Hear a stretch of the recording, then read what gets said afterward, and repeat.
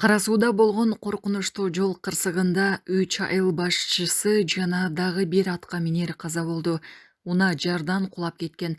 Кырсык кече 20-апрелде Кызыл Суу айылына барчу жолдо болгон. Ички иштер министрлигинин жол кыймылынын коопсуздугун камсыздоо башкы башкармалыгынан маалымдагандай, 66 жаштагы жаран айдап бара жаткан Hyundai Акцент унасы жолдон чыгып кетип, каналга кулаган.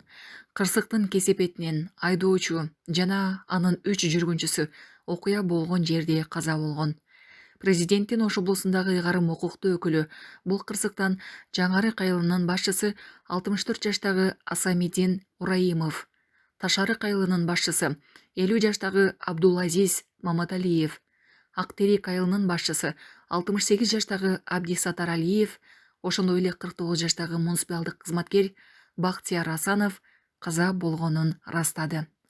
Алар жаназага бара жатышкан. Аманкан Кенжебаев тергөөнүн жыйынтыгы боюнча каза болгондордун үй бүлөлөрүнө материалдык компенсация берүү маселеси чечилерин белгиледи. Карабачы объезднойдо кетип баратсак мына жестко авария болуп турду, карабачы жүктөп аткан.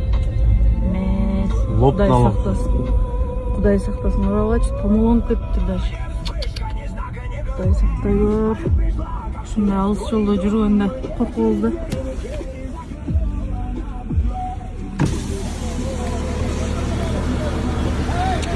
Кет.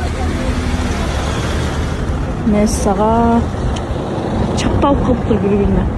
Кыргызстандан үй алуу үчүн көпчүлүгү чоң суммадагы баштапкы төлөм топтошум керек деп ойлошот. Бирок андай эмес, баштапкы төлөмсүз эле даяр, дароо кирип жашаганча төлөй турган үйлөрдү алсаңыз болот. Биз Топ Кочевник кыймылсыз мүлк агенттиги сизге юридикалык жагынан таза, документтери так, дароо кирип жашай турган үйлөрдү алып берген жардам беребиз. Андан сырткары жер үй, жер участогун алсаңыз дагы болот.